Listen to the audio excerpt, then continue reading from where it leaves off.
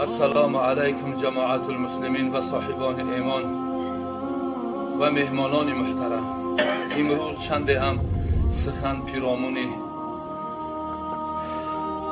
زنهایی که در دور خودسالی عربهای جاهل نادان اونها را از ترس ناموس و از ترس نفقه دادن که زنده به گور میکردن یک آیت برای شما بیان میکنیم انشاءالله که بعد نماز میخونیم. حضرت خداوند در کلام پاکش میفرماید اعوذ بالله من الشیطان الرجیم و اذا الموءودة سئلت بأی ذنب قتلت. خداوند میگه روزی میشود که پرسیده میشه شما از اون موعوده هایی که اونها را زنده به گور کرده. و اذا الموءودة سئلت بأی ذنب قتلت. موعوده را پرسیده میشه که تو برای چی کشته شدی؟ در روز قیامت در پیش پروردگار دادگر جواب و پاسخ میدهد که این پدر ظالم مرا به خاطر ناموس خود زنده به گور کرد. یعنی که عرب ها در بنش و عنعنه بود و باعث رشک باعث ناموس بود برای اونها که در خاندان کدامشان اگر که فرزند مادینه به دنیا می آمد ایش برای ایذا و علم دادن دیگرش میگو من حیدگیر هستم که در عائله تو دختر به دنیا آمده است و قهقه میخندیدن. در همین حالت از روی ناموس جواب مبارک بایی را نمیداد و نامبارک میگفت، یعنی که ناخوشایند میشد. در چهرهش یک خشم و یک غضب هویدا میشد که گویا از همون فرزندی که خداوند برای عطا کرده است نمیخواست. این سخن برای چی من میگم؟ برای خانم‌های عزیز، برای خواهرها، برای مادرها، برای کلنها که اسلام بود که این زنها را آزاد کرد که ای قید اون کشتن و بند عذاب و اذیت نجات داد. انا همین اسلام وقتی که حضرت پیامبر صلی الله علیه و سلم مبعوث شد پیغمبریش و این قرآن پاک و پاکیزه که برنامه هدایت از برای انسان است نازل شد، حضرت پیامبر اون عرب‌های دخترکش باز داشت. از چی؟ از دخترکشی. یک سخن همینجا یک قصه حضرت عمر رضی الله عنه که حضرت عمر وقتی که اسلام آورد زار میگریست و تأسف میخورد و پشیمانی میکرد که من در دوران جاهلیت نمیدانستم دو کاری را انجام دادم که تا حال از یادم نمیروه، این جاهلی و این ابلهی و این نادانی. حضرت عمر میگه ما از همون خرماهای عربی دنگلو پیش بشید ما از همون خرماهای عربی میگه بود راست میکردیم و اونها را خدا گفته پرستش میکردیم. حالتی که گرسنه میموندیم همون خداها را با تیکه تیکه میکردیم و میخوردیم. این جهالت ببین. یا که میگه وقتی که من صاحب دختر شدم بهر دخترم بردم قبر کندم و همون دخترم زنده به زنده در قبر گذاشتم. وقتی که برای او میگه خاک میکندم خاکدان خاکی در ریش من میریخت، همون فرزندم خم میشده میگو بابا جان این ریشت برای خاکی دست ریشی من میتکید، من رحم به همون فرزند نکردم زنده به زنده او را تی خاک کردم. اکو ببین که حضرت پیامبر که بهترین بشر رحمت للعالمین است نه رحمت المؤمنین. خداوند رحمت العالمین گفته است برای تمام عالمیان. حضرت پیامبر یک رحمت بود که این زنها را از قید کشتن نجات داد. یک قصه دیگه که در همون دوران جاهلیت برای همین زنهایی که امروز آزاد هستند و آزادی را از اسلام نمیدونند، وقتی که برای اونها ای اسلام سخن گفته میشود فشارهای اونها بلند میشوند، یعنی اسلام ناخواهان هستند. 4 طریق نکاح برای اونها مقرر شده.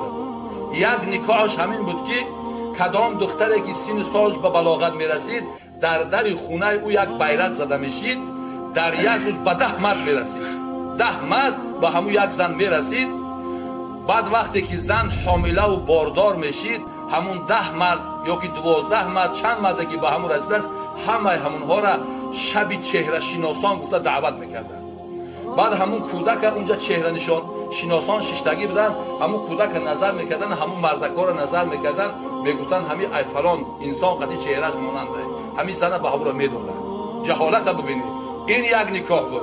یک نکاح دیگه که یک زن با یک شوهر ازدواج میکرد، وقتی که یک انسان پهلوان بوزبره را که میدیدن همین شوهر ابله خودش زنش میگفت که انا همون مردی بوزبله را انتخاب کو، ای هم برای ما فرزند به بار بیار. قطعی همون رابطه میکرد. وقتی که حامله دار میشد، پس ای حامله دارش بعد به زن خودش رابطه میکرد. مردها را جهالت ببین. این همین خیلی در بین مردم رویه بود. همین طریق که امروز در بین ما بدعت ها رویه دارند، بدعت ها چقدر جاری شدن، در بین اونها هم همین بود. یک نکاح دیگه 10 مرد در یک شب با یک زن خلوت صحت میکرد. یعنی که میرسید، وقتی که میرسید همون باردار که میشید همون 10 مرد دعوت میکردن در همون خونه همون زن خودش نظر میکرد کدوم ای همون مردها مقبولش میشید، میگو که همین طفل ای همون های. ایره ببین، انمی اسلام بود که اومد ایره برطرف کرد. آیا این حقوق و آزادی زنه؟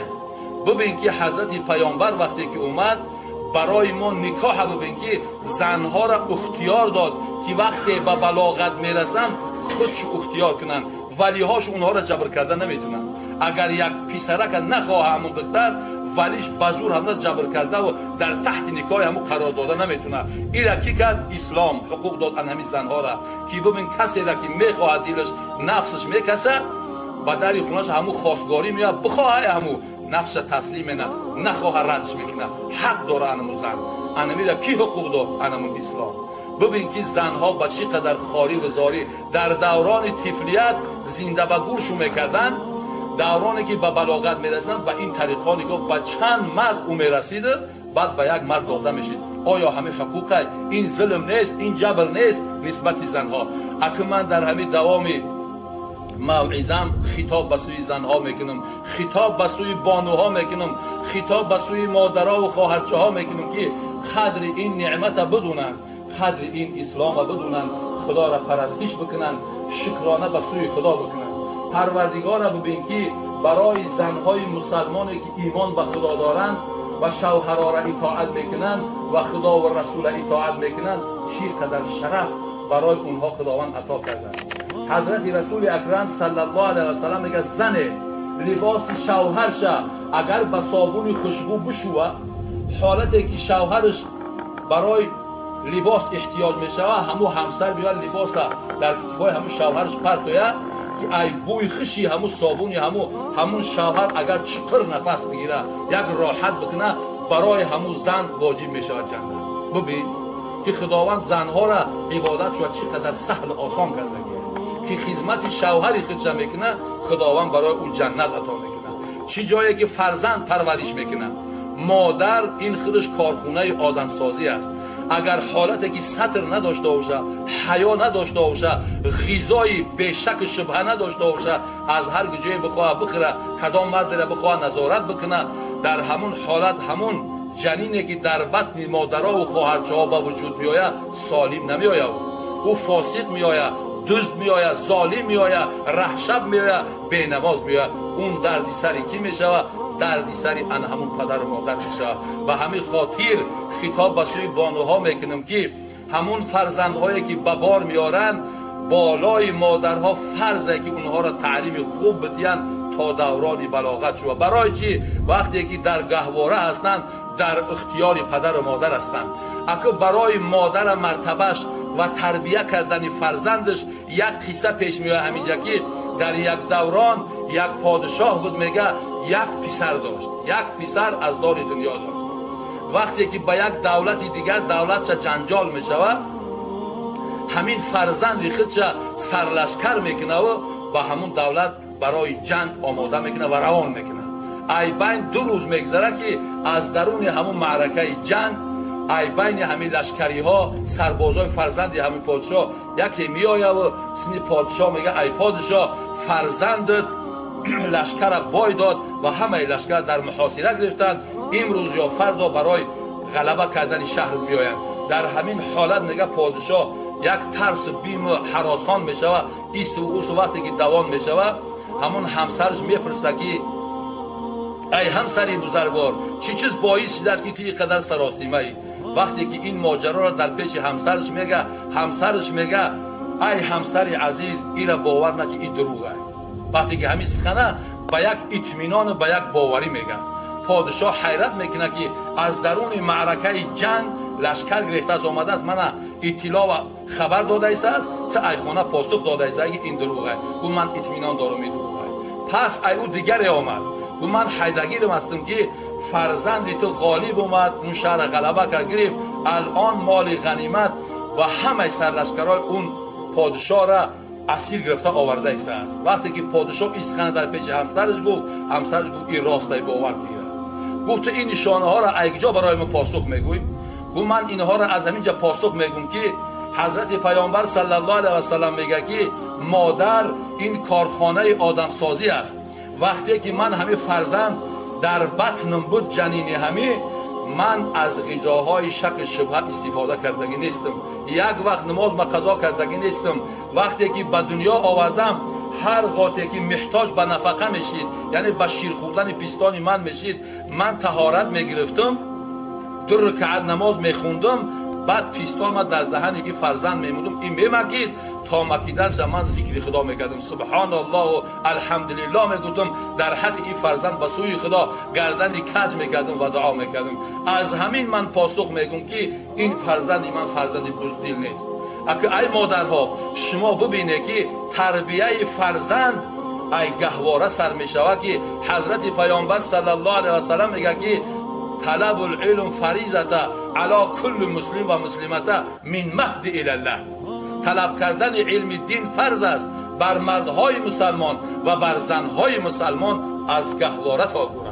یعنی که تربیه نسل تربیه فرزند از گهواره شروع می شود. همون جایی که مادرها و خواهرها الله میگن صحابه ها را زنهاشو پیامبر را زنهاشو الله نبود الله بود. الله میگفتن تا کودک خواب بودن همون تسبیح میگفتن تا که او فرزندها به نام الله خوابش ببرد و به نام الله بیدار شود. امروز زنها در تار سر فرزندها چی عشوله های فسق و فجور میگن. وقتی که در دوران پیری میرسند اون فرزندها به درد پدر و مادر نمیخورند. برای چی؟ پدر و مادر فرزند تربیت کردن نتونستند. اگر فرزند تربیت کرده میتونستند در دوران پیری خار حقیر نمیشیدند. حضرت پیامبر صلی الله علیه و سلم در یک حدیث دیگر میفرماید که ای مردمی که ایمان به خدا و آخرت داره شما فرزندا را تا دوران بلاغت تربیت بکنید که بعد از بلاغت شما را اطاعت نمیدید. وقتی که به بلاغت رسیدن سخنهای شما را دیگر گوش نمیدین. امروز بسیار در قید حیات پدرها و مادرهایی که ای همو فرزندهای خودشو شکایت میکنند در عذابند خار زار حقیر هستند. به خاطر چی؟ به خاطر که سخن پیامبر و حدیث پیامبر نگرفتن و قبول نکردن و پیرو امر پیامبر نشدن. به این خاطر امروز اونها خار حقیر هستند. و همین خاطر باز هم خطاب به سوی زنها و دخترها میکنم که شما در خاندان وزیر هستید. باید که مال شوهر را محافظت کنه. زنی که به اجازت شوهر مالش تلف میکنه با یک مردی بیگونه صحبت میکنه یا یک مال شوهرش برای یک مرد اجنبی میتیه. مثل بگیریم که یک انسان یا برای او بیل یا کدمن یا یگان چیز در کار شوهر نیست اون زن ای خانه میبره همو را میتیه در نزد خدا و رسول جواب کنه. برای چی؟ زن برای محافظت مال شوهر خودش علل خصوص خودش مال شوهر باید خودش ای نظر نامحرما نگه بدارن که نامحرما او را نگه نکنن لذت ببرن از او. و اگر در نزد خداوند جوابگره میگه یک زن وقتی که از دروازه خونه بیرون میشه و چقدر خودش جلا و زیبا و خوشبو میکنه و در راه قدم میزنن کدام انسان هایی که او را میبینن لذت میگیرن و از بوی او مشام میکنن و استفاده میبرن اگر به اجازت شوهر باشه در نزد خدا و رسول خودش جواب میده. نه که اگر در همون عملی زن همسرش شوهرش راضی باشه در نزد خداوند شوهر جواب میده اون زن جواب نمیده. برای چی؟ برای که اون زن مال شوهر بود. حضرت پیامبر صلی الله علیه و سلم میگه که در یک حدیثش که الدنیا متاع خیر متاع دنیا زوجت صالحه. دنیا سر پا متاع است، مال است، ثروت است، نیکی بهترین اینها زنهای صالحه هستند. همین زنها برای شوهرها بهترین مالند به شرطی که صالحه باشند. صالحه کی میگن؟ اطاعتگری خدا باشه، اطیع الله و اطیع الرسول. اطاعتگری خدا و اطاعتگری رسول و اطاعتگری شوهر باشند. بهترین زنها هستند. حضرت پیامبر میگه برای این زمره زنها 8 در جنت باز است، از کدام در جنت میخواهند وارد بشوند. اینجا سوال به میان میآید که برای درآمدن یک زن یک در بهشت کفایت داره، برای چی 8 در بهشت میگشایند؟ برای عزت و احترام و شرف اون زن که خدا و رسول شوهر اطاعت کرده است. پروردگار میگه برای عزت 8 در او کنه، از کدام دری که خودش میخواه وارد جنت بشه. باز هم در اخیر تاکید میکنم ای مادرها و خواهرهای عزیز، احترام شوهرها را، احترام خود و قدر منزلت و شرف خود و قدر منزلت اسلام بدونه که نسبت شما این محمد صلی الله علیه و سلم بود که غمخواری کرد که این روز شما صاحب آزادی شده. و آخر دعوانا ان الحمد لله رب العالمین. آمین.